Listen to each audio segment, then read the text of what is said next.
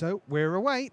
It is Frank Scarron against Ben Rubin, 10-1 with Scarron and 9-1 for Ben Rubin.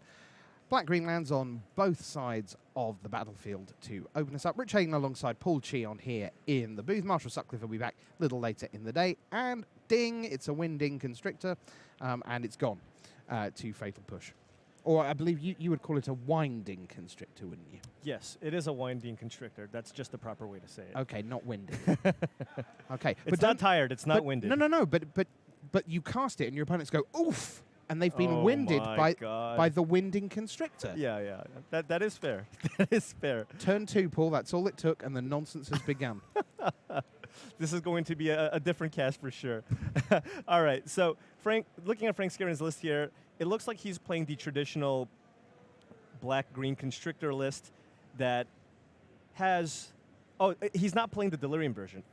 A lot of these black-green lists play the various 2-drops. You have Long Tusk Cub, you have Grim Flayer. Frank Scarron's actually opting to go for Sylvan Advocate instead. Right. Another interesting addition to his deck that many other decks don't play is 3 copies of Liliana the Last Hope, which is a card that I think he's playing because he expected a lot of black-green mirrors. Mm-hmm. And Liliana is a card that's very good in that matchup because the games tend to go long and you get to kind of rebuy on some of the better threats in your deck. And here we are with Liliana the Last Hope.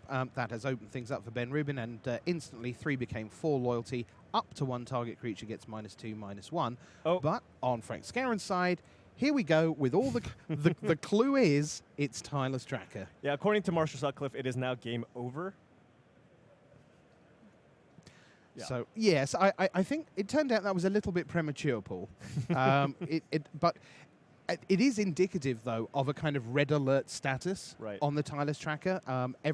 What we did see is that as soon as there was one, it was like, that has to die. And even if we saw Ben Stark earlier in the day just going, here's a Walking Ballista for 6 mana, just straight out kill that Tireless Tracker. Yeah, I honestly don't think I was exaggerating when I said Tireless Tracker is more or less a Planeswalker. When a Planeswalker hits the board, your entire game plan shifts to, all right, I need to kill this Planeswalker. It's the same thing with Tireless Tracker. If you do not answer the Tireless Tracker in the next few turns, it will just take over the game. So 2 clues already. Liliana up at 5. Yeah. There's Walking Ballista with 1 counter left. And remember, for 4, you can put 1 on, which we've seen a little bit this weekend. But by and large, it's mostly it gets cast for the XX, and shortly after that, it's a removal spell. Yeah. It looks like Frank and Ben were kind of on the same page here, expecting a lot of black-green decks in the field. They're both opting to actually play multiple copies of Liliana the Last Hope. Ben Rubin got to play a 2/2 Walking Ballista there, and with the assistance of Liliana, was able to finish it off and still keep the Walking Ballista in play. So I think that was a really good job for Ben to just claw back in the game and not let the Tireless Tracker basically take over. At the Pro Tour, we introduced the idea of the advantage bar because one of the things that is a sort of barrier to entry, in a sense, when you're watching Magic, is that right now it's 0-0, it's 2020, both players have some lands in play. If you just take a snapshot of the board, unless you're pretty experienced, it's very hard to tell what's really going on and what's really important. So if we took a snapshot right now, what's the most important thing on that screen right now? The most important thing on the screen is the Liliana the Last Hope. It just gives Ben a ton of value. The Liliana took a couple of hits this turn because Ben had to use it to finish off the tracker, but now he can basically keep the Winding Constrictor at bay, let it tick up, and basically have it try to take over the game in the late game. There's not a lot of ways to actually kill a Planeswalker that's on the board, but it actually looks like Ben is opting to get the value immediately and use the Liliana to get back one of his threats. He's got the option of Sylvan Advocate and Grim Flayer. Currently, the Grim Flayer isn't Delirious. He's got 3 types in his yard, but he does have a Walking Ballista on 1, so if he chose to get back the Grim Flayer, he can just choose to turn on the Delirium whenever he wants. But it is a very close game. Frank Scarron did get 2 additional cards off that Tireless Tracker. So right now, if I were to set the advantage meter, I think I would still just have it in the middle. Okay. Well, we're very definitely into the mid-game, but we've seen in these matchups that the graveyards can get very full, and you can certainly end up with a dozen cards and more on both sides in the graveyard. So in that sense, still although into the mid-game, there's plenty of gameplay still ahead of us in this one. Now, this is an interesting one. Here comes another Liliana, the Last Hope. Now, you can't keep both of those around, so Ben's fine making the second one stick, adds a counter, says that Winding Constrictor is going to be a little smaller, ends his turn with Grim Flayer. Yeah, so this explains a little bit more on Ben's decision to basically get back a creature that turn just to see what options he had. He opted to play the extra Liliana, which put a Planeswalker into his graveyard, so now he has Delirium. Mm-hmm. How important is Delirium to the deck that notionally is a, quote, Delirium deck? It is very, very important. I have found that the Black-Green Delirium decks actually have a bit of difficulty actually getting Delirium. It's not like in previous iterations of this deck where you had access to Vessel of Nascency, multiple copies of Grapple from the past, and Mind Rack Demon. Now, all you're playing are spells and Grim Flayers. Right. So it takes a bit longer, but again, this matchup does tend to be a little grindy. So when you get to the late game, just you have so many better top decks because all your cards that kind of lean on the Delirium just get so much more powerful. And here you go. Here's Ishkanar Graph Widow. Yeah. Down she comes, and there'll be some spiders along in a moment. Yeah, so Ishkanar is a card that's really interesting. It was considered one of the best and most oppressive creatures in Standard before Aether Revolt came out. People were talking about how there's just no way to beat this card. It's just too efficient of a Magic card. Then Winding Constrictor came out, and in our testing, the combination of both Winding Constrictor and Verdur's Gearhulk meant that a lot of times in the mirror, Ishkanar just wasn't enough. Right. A lot of the time, Ishkanar just kind of acted as a fog. Now, I understand why Ben chooses to play this card, because it is a great card still against Mardu vehicles. Right. And look, there's a lot of questions in chat about, why are we showing black-green mirrors and so on. And it is true that we've seen very few Mardu vehicles decks at the top tables, but, part of the reason for that is that the pros went, yeah, okay, we spent the Pro Tour losing to Mardu vehicles. Let's not do that this week. Right. And we're looking at spiders on the battlefield now thinking, yeah, how are you feeling, veteran motorist over there on the other side? And so, you can't get the matchup you want every round. But nonetheless, Ishkanar looking reasonable here against a Sylvan Advocate, a Winding Constrictor, and a Tireless Tracker with 2 counters. Remember, Scarron opened up this game with a Tireless Tracker that got him some clue advantage. Rubin got himself back into it with multiple Liliana, the Last Hope. And that second Liliana, the Last Hope, is now up to 6. Yeah. And it looks like Ben Rubin has a Grasp of Darkness here. I would probably lean towards looking to get the Tireless Tracker off the board, as it is currently a 5/4. I don't think there are any clues on the board right now. No. But Ben also has to be mindful of the fact that at any point, Frank can just top deck a Verdur's Gearhulk. And if that happens, he might want to use the Grasp of Darkness on the Winding Constrictor. Right. Is Winding Constrictor a card that the first time it does what it does, that's close to game breaking? Just one use out of it? Yeah, it is one of those cards where it can really snowball the game out of control. Where if you start with a turn 2 Winding Constrictor on the play and follow that up with a Rishkar and they just don't have the removal spell, it's really hard to lose that game. It's one of those cards where it's just a powerful card. There's a lot of synergies. Obviously, with the energy variant, you can also double up on the energy. And again, it's kind of like the Tireless Tracker. You have to kill it. Right. And that's why so many people have been making these adjustments. Everybody expected a bunch of Mardu Vehicles decks. If you look at basically all of the green-black decks, everybody's playing 4 copies of Fatal Push. Right, absolutely. Right? Whereas in previous iterations, a lot of people were concerned about Jeskai's Copycat. And in order to fight Jeskai Copycat, you don't really want to be playing Fatal Pushes. Everybody was on 4 Grasp of Darknesses instead. So while we are in a fairly stable board state, I want to ask you, you've said the CC, Copycat. I watched D Like a Cease last round, and I think we actually showed that. Oh, so there's the Verdur's Here we go. And that's the reason why Ben was kind of holding the Grasp. Although, can he cast it? I don't think he has the mana to, actually. Nope. Yeah. A huge turn, and this is exactly what I was talking about. There's the snake in play with the Verdur's Gearhulk. This Ishkanar looks pretty silly. Yep. Well done. You've got a 3/5 reach and some 1/2s. A nice 5 mana, 6/11. Yeah. Not enough. It's not even as big as a Consulate Dreadnought, and you can have one of those for 1 mana. And that's a 7-11. Yeah. That's just feeble. Yeah, so Frank maximizing the value on the Verdish Gearhulk here, putting on all 4 different creatures, getting 8 total counters. What do you think about that? A 5-mana 12/12, is that good? That sounds. I mean, I would sign up to that. Yeah, I would accept that. You would subscribe to the newsletter. It's no counterspell. Yeah. Or disallow. Oh, if actual, don't get me excited about actual counterspell. Actual counterspell. Oh my goodness. Oh my god. Yeah. We just have like 7 different cancels in standard right now. If we had a counterspell, I'd probably be playing in the Grand Prix. Oh no! Well, in that case, and I can't believe I'm saying this, I'm glad we don't have any counterspells. Oh man, no at the moment. counterspells. Yeah. Yeah, Revolutionary Rebuff doesn't quite cut. That is not the same thing. Yeah. No. So here is Ben Rubin sort of repackaging his Ishkanar, which began as a 3/5 and a 1/2 and a 1/2 and a 1/2, and has now become, as we previously mentioned, a 6/11, as it quad blocks / single blocks. Yeah, so Ben doesn't really have great blocks here because of the Verdish Gearhulk. Oh my goodness. Grasp this. That is gross. Brr. Yeah. So Ben quad blocked there as the Tireless Tracker is a 7/6, so he wanted to get it off the board.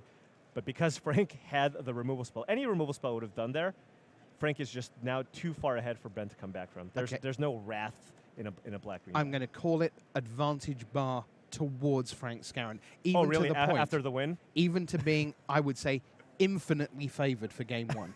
That's very insightful. That's why they pay me the big bucks, Paul. I don't know if you know this. All right, so Frank Scarron leads Ben Rubin 1-0. So what I wanted to ask you, before we got rudely interrupted by a 12/12 Verdurous Gearhulk, I wanted to ask you about Copycat. Eli Cassis played for the last undefeated record. He actually lost 2-1 to Adam Van Fleet in the last round. But he is at 10-1 with a 4-color Copycat deck. Where is that deck positioned in a field where it looks like all the Mardu vehicles are being encouraged to die in a vehicle fire, and that the green-black decks are everywhere? So where is Copycat in that metagame shift? Yeah, so I was really, really excited to see how the metagame shifted after the Pro Tour. My initial feelings were basically everybody was going to kind of shift over and try to play green-black, as kind of the general consensus is green-black has a slightly favorable matchup in the Mardu matchup. So I expected a ton of green-black, and that's basically what happened. Now, in a field where there's a ton of green-black decks, that's where the Jeskai or 4-color Saheeli decks can actually thrive. Okay. You know, testing for the Pro Tour, everybody expected Jeskai, and in order to defeat these Saheeli decks, they're like, okay, we need to go under them. We need to play the Mardu decks. But now the deck to beat is the Mardu deck, so there's going to be a lot of green-black. So it'll be interesting to see how the metagame shifts after this tournament, because now, if everybody's on green-black, I think the deck to play are these Jeskai or 4-color Saheeli decks. Okay, so now here comes the tough question. You've explained that very straightforwardly and very clearly, and I understand it, and I clearly agree with it. However, here's the thing. All the pros had your insight right there. So why did they fall into that and, if you like, agree to the narrative of playing green-black? Why didn't more of them go, everyone's going to play green-black because that's the correct answer to beat Mardu? Where was the next level? Why did the pros not come with Copycat control? Because it seems to me that the people who are playing the Copycat decks are, in a sense, players who kind of, well, I started out on Copycat and I've invested in the deck, and that's the deck I play in Standard, and almost like they've fallen in to the right place in the metagame shift. See, the problem is, at the end of the day, this is still a Grand Prix. There's still a ton of people who are just going to look at deck lists, see that the Mardu Vehicles deck won the Pro Tour, assume that the people who kind of spent hundreds of hours testing the deck just built a great deck, and will just copy the deck. So despite many of the pros shifting over to playing black-green, you're still going to expect to see maybe 20% Mardu in the field. Then you're rolling the dice. If you're playing this Jeskai Saheeli deck, it is a very bad matchup game 1.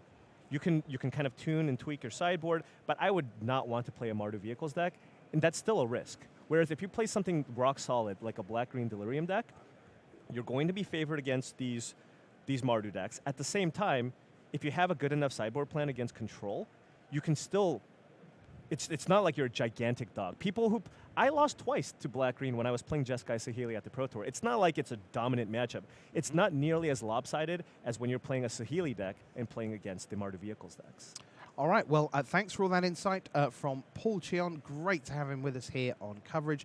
And rest assured, Marshall Sutcliffe will be back for the next, in a couple of rounds' time, he'll be back with us on the stream. But we are underway in game number 2 between Hall of Famer Ben Rubin on the right and Frank Scarron of the United States, frequent Grand Prix top 8 competitor on the left of your screen. Noted for limited, but no slouch at constructed either.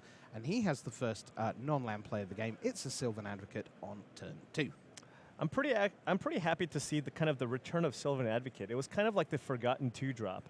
A lot of people were kind of shifting, trying out energy variants, trying out all these other 2-drops, Long Tusk Cup, Glintsleeve Siphoner, Grimflayer, and that kind of pushed Sylvan Advocate off to the side. But if the games do go longer, Sylvan Advocate wins in a fight against Grimflayer. Right. And that's what Frank Scarron, I think, was just kind of looking for. And also, just 5 toughness seems to be super important when you're fiddling around with, Grasp of Darknesses that just don't get there. Right, exactly. This has been a pretty brutal sort of game back over. and forth. Game over. Oh, is it? It's game. Oh. I mean, Frank Scarron did this in the first game. Okay. Ben Rubin did it in game 2. You might as well let's just get ready for it. And I mean, look at that, Evolving Wilds. That's just disgraceful. Yeah, we can just talk about the intricacies of the metagame again because I think this one's just done. Yeah. Okay, so just so you know at home, Paul doesn't actually mean that. Keep watching. However, it has the opening exchanges, which, as I say, were very brutal. You had a Grasp of Darkness, you had a Ruinous Path for a Liliana. Already the graveyard's getting stacked. Things have turned out very nicely for Ben Rubin because right now, Tireless Tracker Plus, count them, 3 clues, a little bit better than a lonely winding, I said it correctly, Constrictor on the other side for Scarron. Yeah, it looks like Frank actually had a pretty decent start there. Had the Ruinous Path for the Planeswalker, just didn't have the removal for the other Planeswalker that's on the board right now. The Tireless Tracker, so strong, especially after sideboard game slowed down. It's definitely a matchup of attrition. You're just trying to get a bunch of 2-for-1s, and I mean Ben's got 3 clues off that Tireless Tracker. Even if Frank has a removal spell for the tracker, it's already done its damage. So there you see the Hall of Famer in the Puzzle Quest jersey from the Pro Tour last week. The Pantheon basically divided into Puzzle Quest and Team D3 Go last time around. And those will be the teams for the remaining 2 Pro Tours of the season. We're officially now on the, I won't say downhill run to the finish, but we're into the second half of the season. As here's one of my favorite cards of the weekend for sure. Gonti, Lord of Luxury. So much absurdity goes on with this. And I think this is also another, a lot of green-black decks are choosing to main deck this card, and I think that's in response to kind of the expectation that there's going to be a lot of green-black in the field.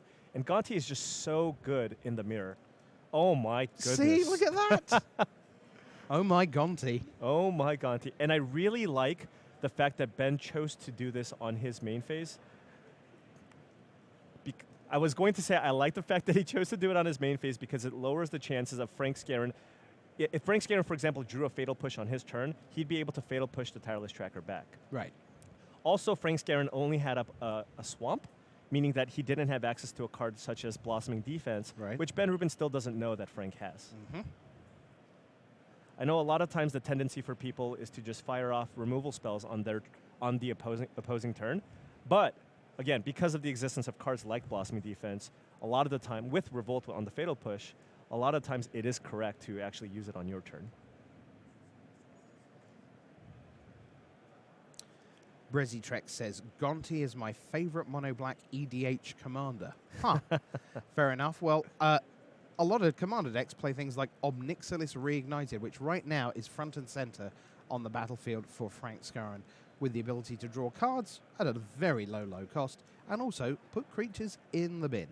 So Frank decided to play out an Obnixilis here, and he did have the option of just getting the Gonti off the board, but that would have reduced Obnixilis' loyalty to 2, and Ben does have a sneaky little hissing quagmire there that would have Yeah. been able to finish it off. So Frank opting just to get the value, draw the card, and then after he untaps, he can kind of establish more of a board presence or have removal up to protect the Ob Nixilis. Question in chat from Brendan2000, Paul. Why is he playing Botanical Sanctum in green-black? What is the blue mana useful for? So the blue mana is for 4 copies of Metallic Rebuke in the sideboard. Ben's already playing 4 copies of Evolving Wilds and actually has Basic Island in the sideboard, not in the main deck. Oh, wow, okay. And that is the argument was mostly for the ability to deal with a Torrential Gearhulk. Because if you just have a removal spell for Torrential Gearhulk, still feels bad, right? Mhm. They can still just flash back their spell, and you're still just... It's a situation where you're still just going to feel like you're behind. If you just counter the Torrential Gearhulk, then you've done a ton of work. So, Harsh Scrutiny revealed Grasp of Darkness and Ob Nixilis reignited in Ben Rubin's hand. Harsh Scrutiny is mostly a development from last week to this, is that right? Yeah, I saw a lot of green-black decks play a couple of copies of this in the sideboard. Okay. It's primarily for the mirror. There's a lot of great creatures, and especially if you're on the draw, you know, it's another cheap way to try to get the snake off the board or prevent them from playing one. Another cool thing you can do with the Metallic Rebuke, you can improvise using your clues of Tireless Tracker. Oh, oh, that's lovely. Such a great game. All right, so Verdurous Gearhulk is enormous and dead. Yeah. Which is pretty much, you know, what you'd expect there if you're Frank Scarron. He knows that's what's coming. But now Ben Rubin a long way ahead.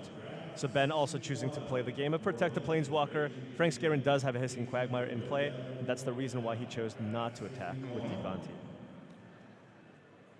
So 5 mana. Is this another Verdurous Gearhulk? It's like a Nissa. It is. Ooh. So this is actually pretty great for Frank. Nissa will make a land into a 5/5 Trampler, which would be able to Ooh. trample through the Gonti and Yeah. still finish off the Ob Nixilis. 3 points to Gonti, and then the last 2 would be the 2 loyalty on Unless Ob Ben Nixilis. has a Fatal Push. Right. Fatal Push would be pretty devastating But here. we know he has Grasp of Darkness, so Right. there's only one other thing he can have. Yeah. So Oh, maybe the land doesn't have Trample. no, Okay, no, okay. it's just haste. I thought I was kind of thinking of the older version of Nissa, Right. which makes 4/4 trampling lands. Yep, no That is my trample. mistake. Thank you, chat. Yeah. We got there. Took a little time. Reading is hard. It is. Oh, yeah. Oh, my word. I just get sleepy.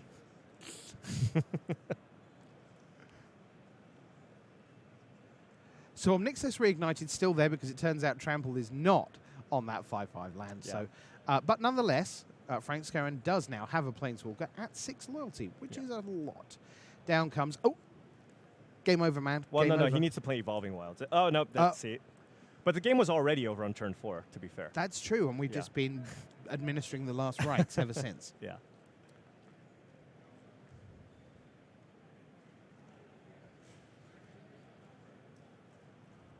So Ben going for the Tireless Tracker. He does want to be able to put pressure onto that Nissa Vital Force. Ooh, and also drops a Grim Flare onto the board. And let's see, we have instant, Planeswalker, land, and creature. He does have Delirium. Ding. Yeah. So Frank still has a couple of cards in hand. This is a pretty interesting spot because if Frank wants to pressure Ben's Ob Nixilis, Ben then has to make the decision, do I want to double block? Do I want to kill the land? Or am I just chumping, which also feels pretty bad. Yeah. If Frank has a removal spell and Ben double blocks, then that puts him in an even trickier situation. Although it looks like Frank's just working with a land and a Sylvan Advocate. But that also isn't that bad because that is a 6th land. And if he plays the 6th land and activates the Hissing Quagmire, that'll be a 4/4 Hissing Quagmire attacking. Ew.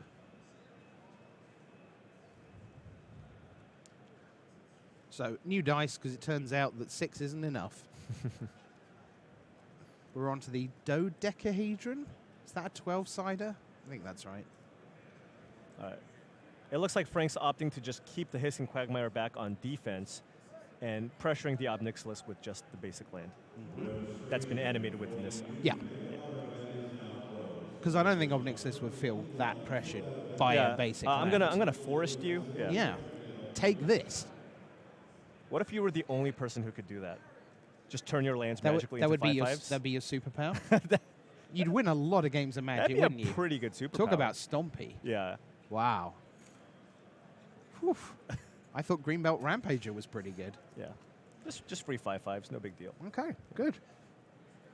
Yeah, I wouldn't be at all busted. Well, given my season so far, I need all the help I can get. So that might be exactly what I need to kind of make it back onto the train.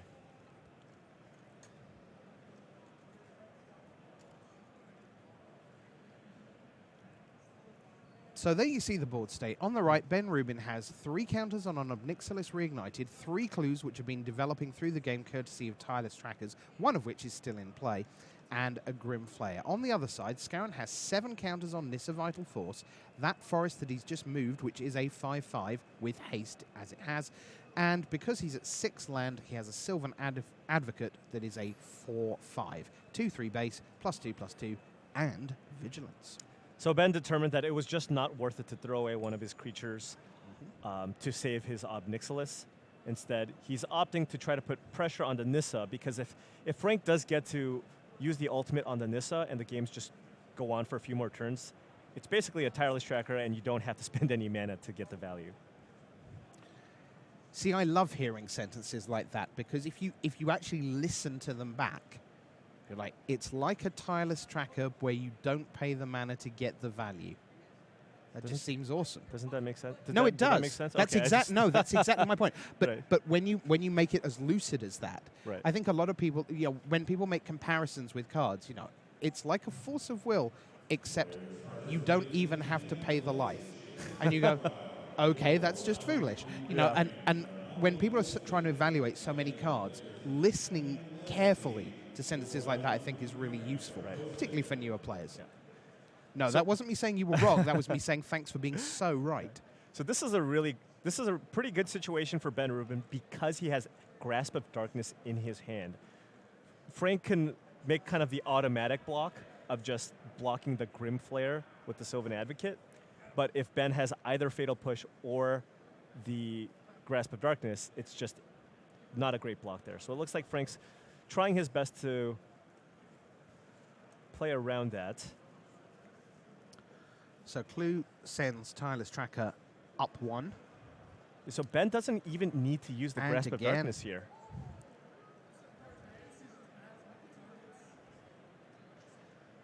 Yeah, I think that was a great turn for Frank. Oh, sorry, for Ben. For Ben, for right. Ben, yeah. Yes. No, I don't think that was a great turn for Frank. I'm going to disagree with Yeah, you, Paul. yeah. And it looks like Ben also drew a Fatal Push off the Clue. So Ben in a great spot here. He's up a ton of cards. Frank did not get to get the ultimate on the Nissa off. As they pointed out in chat, the land is, of course, a 7/7, or was. So now Frank has... the off the Nissa, of course, with the Sylvan Advocate. But Frank now has just Nissa Vital Force down at 3 against a Tireless Tracker that, as previously advertised on this broadcast, is game over. Yeah. Okay. So here comes Ob Nixilis Reignited once again. Yeah. So this isn't But this is great. going to... Right. Yeah. So it isn't great for Frank because he's basically just using the Nissa there as a way to get rid of the tracker because the tracker is kind of taking over the game. But that Ob Nixilis is not going to be on the board for much longer here. I'm wondering... Oh, and Ben choosing to play safe. He's playing around Fatal Push here and knows he's got the long game, so he's playing around the Fatal Push and using both things to attack the Planeswalker. Chad is saying, and I'm just going to pass this on to our director here to see what can be down on the floor, that Ben should have 1 fewer clue tokens, that he actually activated the Tireless Tracker twice when in that turn where he was not needing to use the Grasp of Darkness, but he didn't actually put the second clue in the graveyard. Oh, I see. So if we can just check in on that.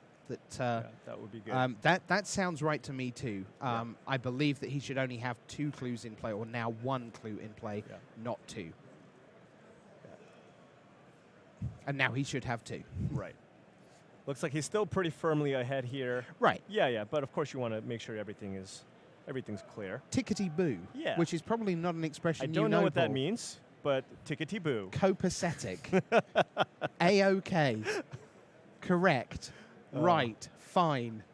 I think I needed to spend a little more time in Dublin to try to figure out the little Tickety-boo. tickety-boo. Yeah. I'll Google that.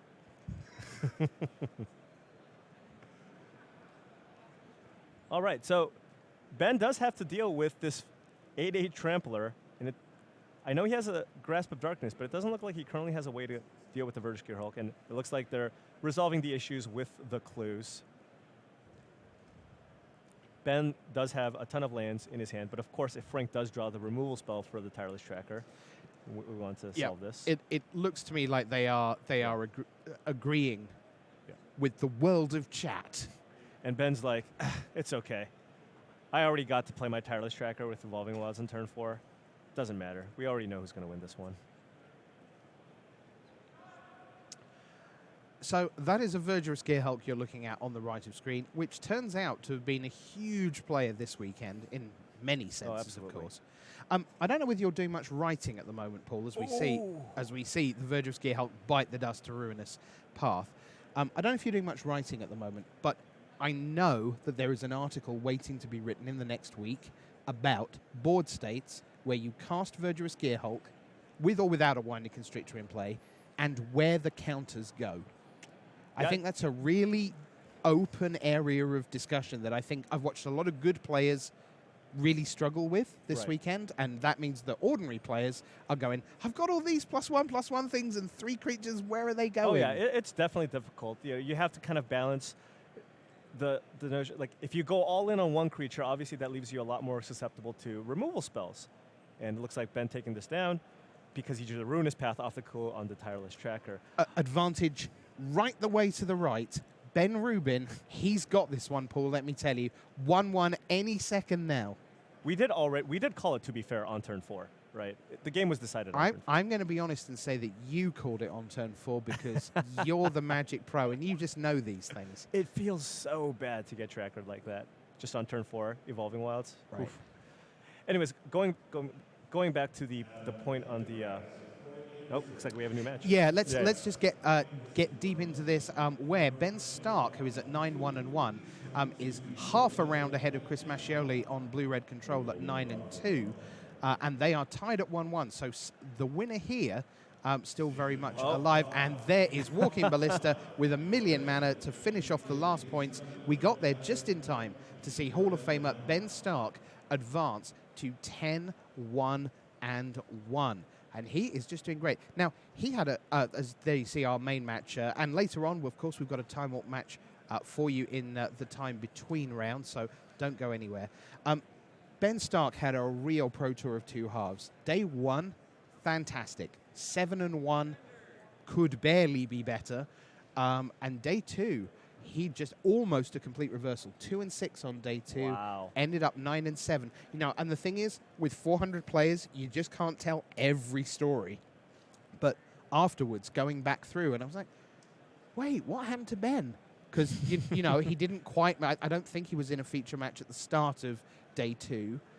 And then he just never got there. I just never saw him all day. And I went back and, okay, 9-7. Grim. Yeah, I mean, Ben Stark's one of the best players of all time, and he had a great run day 1, but it's the Pro Tour. There are no free wins at the Pro Tour. Right. Every single match, even if you're at Ben Stark's level, what are you going to be? Maybe a 62, 63% favorite against your opponent?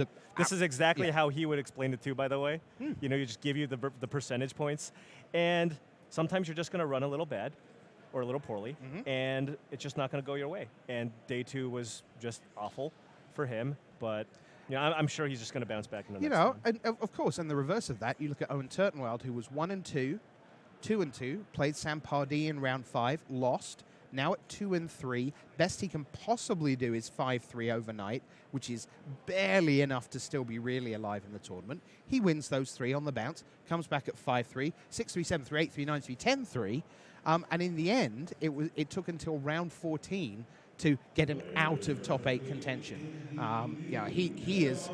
He's one of the great backs against the wall players, I think, of all time. Owen, he is so bloody minded about, he's utterly granite. He plays the same at 1-4 or 2-5 as he does at 10-1. He's just relentless. He's just a magic playing machine. He just one of the best. He's been one of the best for the last 4 years at this point, 5 years, something like that. Yep. And he just continued his level of excellence. He hasn't he hasn't slowed down a single step. Yeah, and in fact, I think I would go further than that and say he saw where he was and decided it wasn't sufficient, despite the fact that he was a player of the year and was winning back-to-back Grand Prix, and actually went, no, Magic has so much variance in it that I need every edge I can find, and he had 98 pro points last year. At one point in the year, Seth Manfield had like a 15 pro point lead. I was just like, oh, well, it's over. Seth Manfield is having a fantastic season. And then Owen just top 8s the last Pro Tour. It was unbelievable. Utterly nuts. By the way, according to Twitch chat, there is a free win. There is a free win at the Pro Tour, according to LSV, and that's me. He is so here's the thing. People think of LSV as this lovely guy who trolls a lot, but I think we can privately acknowledge, because I'm sure he's not listening, he's just not a nice human being, is what's really going on here. I think he's a nice guy, but he just likes to troll people. That's just his thing. He does like to troll people. This is certainly true. Hope you're doing well, Luis, and we'll see you very, very soon. Yeah. Meanwhile, Ben Rubin is doing the look that you don't really want, which is scrying, but at least he left it on top, so that's something. Frank Scarron, 10-1. Ben Rubin, 9-1-1. Let's see what happens here in Game 3. Rich Hagan and Paul Cheon keeping company with you from Grand Prix Pittsburgh. So it looks like Ben Rubin does have the Evolving Wilds in hand. So let's see if he has the Tireless Tracker for full value.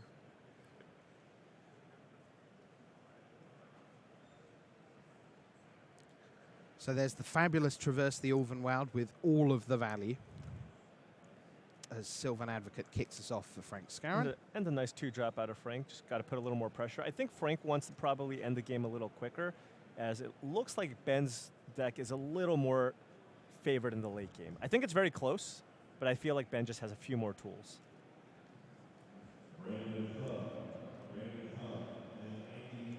So we've had a request in chat. Can we please show the Daniel Fournier game? That's Copycat Control for him. We were talking about that deck against Ruben Villau. Well, you're going to have to be patient, but you are going to get that match because that is our Time Warp match. So Paul and I will be here with you at the end of the main round to show you as much as we can of that one. So the Daniel Fournier match will be on your way, and that's to the Samasaurus asking about that in chat. So Frank missed his 3rd land drop. So it looked like he had a nice start with the 2-drop, but if he can't find lands, it's going to be really, really difficult here. It looks like he might have drawn the 3rd land here. We'll see. But again, you get to kind of see the power of Sylvan Advocate in the head-to-head against Grim Flayer. Ben can't attack and can't block unless he finds a removal spell. Yes, that doesn't sound good, does it? Yeah. That reduces the efficiency of your typical creature. Yeah. Any drawbacks? Only 2. Can't attack and can't block. Yeah, that's a nice Magic card to play. Just a creature that can't attack or block. So I was thinking about that. What stats would you want on a creature? Like Scrap Heat Scrounger can't block.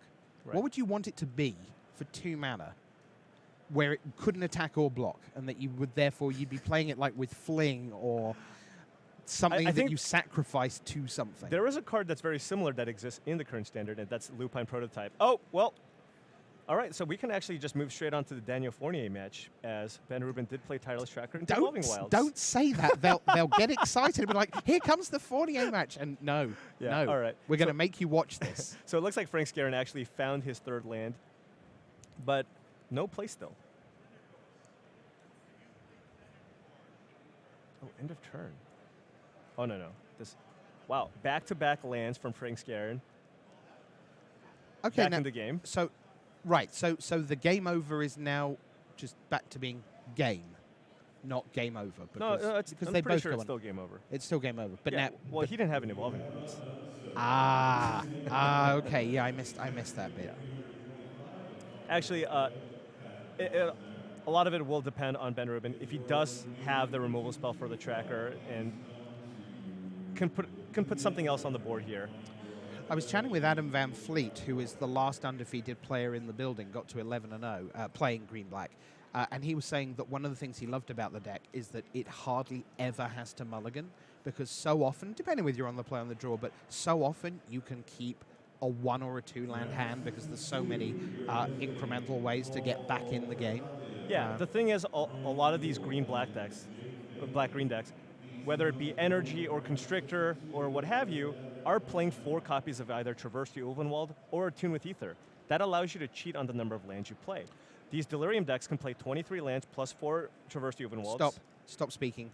We have to go. Bum, bum, bum, bum, bum, bum. Did we really have to do that? Well, we don't. I do it. You can carry on analyzing the magic. Okay. But that, my friend, is a Sky Sovereign console flagship. Yeah. And Ben looking to Grasp of Darkness, the Sylvan Advocate, while Frank's on 5 lands, because it is very important to get that off the board before Frank plays land number 6. So Frank missed the beat, missed the land drop, but then drew 3 consecutive lands here to kind of get back into the game. And pile his way back into the game. Yeah. Here's Gonti from Ben. They are the Aetherborn Rogue, the leader of the Aetherborn. Oh, wow. Taking a look at Ben's deck, Ben might be in a lot of trouble here.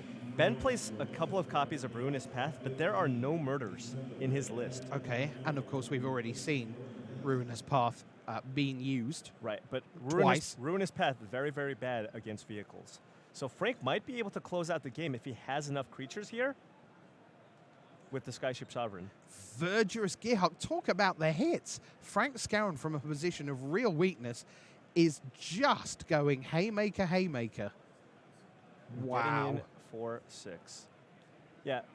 So for those of you guys wondering why Frank may have not been able to put counters on the Sky Sovereign, when it comes into play,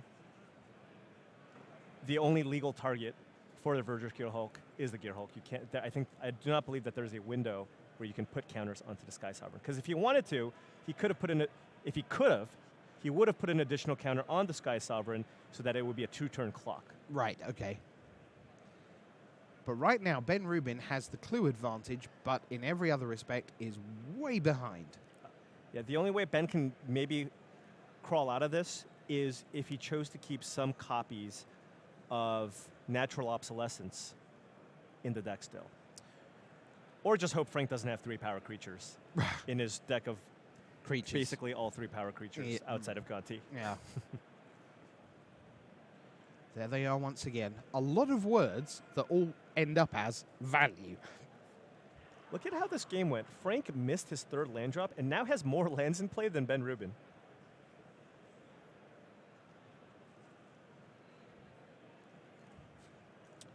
Yeah, this has been brutal. Now, the reality is that at 9-2-1, Ben Rubin could still be live for top 8. It's possible that 12-2-1 might do it, depending on how many people play in the final round. Yeah, but certainly Frank Scarron will feel he's in great shape at 11-1. Yeah, I think it's fairly unlikely. Right. But who knows? He might still have a chance. And still, if he finishes X2-1, he could still maybe top 16. Yeah. Got to fill up those 6 slots after all. And the 6 slots that Paul's referring to at the Grand Prix level, your best 6 results of the season count. So if you have 10 or 11 pro point finishes, that doesn't matter. It's just the best 6 that count. And the reason for that was we didn't want to send pros to every GP possibly in the world in pursuit of 1 extra pro point for a top 64 or a top 32 or whatever. We want players to be able to go to the events they want to go to, not just exclusively grind. And that's where the 6 slot rule comes from. So Ben is in a lot of trouble here. I did, when I was talking about kind of the outs he had to the Sky Sovereign, I did forget the fact that he does also have access to Ishkanah. He could draw the Ishkanah, which would definitely delay things somewhat, yeah. Well, it would trade 1-for-1 unless Frank has another removal spell. Right. As Frank can only really kill a spider when he attacks with the Sky Sovereign. So Grasp of Darkness takes out Gonti, Lord of Luxury, but the card that Frank got to see off Gonti remains not in play, but available to him. Yeah, and Ben chose to cast Grasp of Darkness prior to Winding Constrictor resolving so that the Sky Sovereign cannot be crewed. Mm-hmm. And this is exactly what you talked about. Hope that Frank doesn't get to 3 power. Well, right now he isn't. Ben really wants to hit an Ishkanah here. Just to let you know that the main round is past time. We're a minute past 0 in the main round. So a few minutes behind for us, but probably not by a huge amount. Yeah, a second draw here would be just devastating for Ben Rubin. All right, it looks like Ben actually has a Traverse the Uvenwald. Mm-hmm. And does he have Delirium? He has to. He casts a Grapple, yeah. Yeah. So, off he goes in search of what? It has to be Ishkanah here. That is the way he keeps the Sky Sovereign in check. Okay, and there we saw a little pause as he reached Ishkanah. He's looking at a Noxious Gearhulk. Yeah, the Noxious Gearhulk is gonna get him some life because he can deal with the Winding Constrictor, but I think Ishkanah is probably what he wants to do. It just buys him a lot of time. It allows him to crack a clue next turn and just try to get a little more value off of his other cards.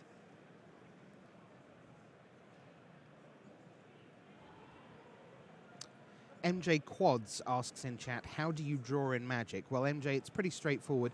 Because we're in a tournament, you can't play out every game to its natural conclusion. So there is a clock in the round, and once that's done, which we're getting close to now in this match, a few minutes left, the players will have 5 additional turns between them. They alternate back and forth.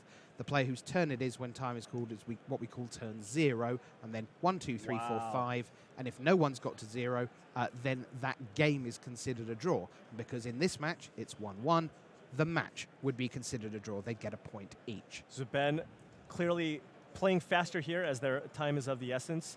Frank Skirin did not have another creature to crew the Sky Sovereign that turn. Looks like he's got some removal spells in hand, but Ben's now got a tracker, played another land, and he's slowly just pulling further and further ahead here. He's got 2 clues that he can crack.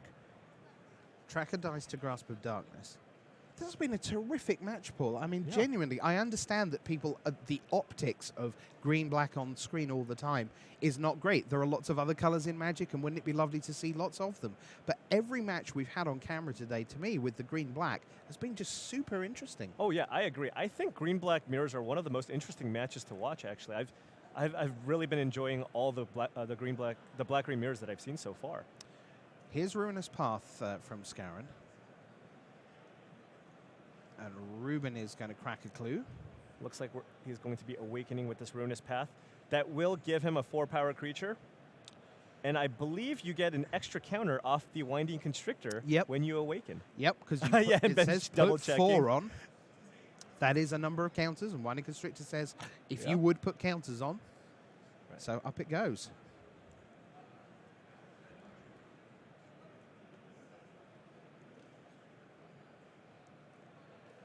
But it turns out it was only a 4/4, I guess, or maybe the trigger. No, it's respond. It goes on the stack, I suppose. Another Gonti, this time from Ben Rubin. Remember that sideways channel fireball sleeve on the left of your screen is a leftover from a Gonti that Frank Scaran cast.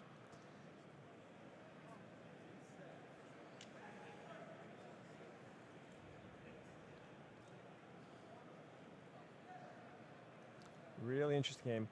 Ben's drawn a lot more cards in this matchup, but he does have access to the Sky Sovereign.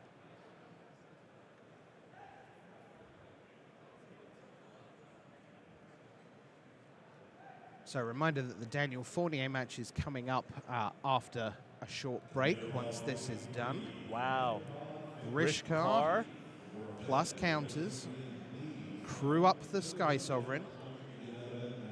Attack and kill a spider. And Frank is trying to end the game. He did not kill the Gonti there. By attacking that way, next turn he can get rid of the other spider and get in for 6 more points of damage. Yep. Trying to end the game quickly because they have to be close to time at this point. Right, so here's Sylvan Advocate from Ruben, who passes the turn back to Scarron. Ruben just plays another ground creature. And Frank is just hoping that this card off the Gonti isn't too devastating. Mm-hmm. I mean, if it was Zach Hill in the booth with me, it would always be devastating. But time has been called. Ooh. So, Sylvan Advocate is going to die to Fatal Push. So by my reckoning, Frank Scarron is going to be turn 1. Hopefully we're going to see a little dice appear on screen shortly to confirm that this is turn 1 for Scarron. So he will have turns 1, 3, and 5, if we're correct about that. We'll have that confirmed for you in just a moment. And Ruben will only have 2 turns. So right now, presumably, Paul, only Frank can win this match. Yeah. So that is a Verdurous Gearhulk, which so is he's going for just about off the screen. But that is a Verdurous Gearhulk. Yes. So and how many counters just, oh my word. Crewing first. If Ben does not have a removal spell for the Sky Sovereign, this will be the game. Is this it? Kill your spider. There's the handshake. What a game. Wow. Frank Scarron gets the job done and goes to 11-1, puts Ben Rubin to the brink of elimination here at 9-2-1. He'll need 3 wins and then hope that 37 points might just be good enough. But Frank Scarron at 11-1 now is in the happy position with 3 rounds to go of needing, at worst, 2-1, maybe even a win and a draw could see him in. We'll see. But that's the story of round 12. We'll be back with Time Walk after this.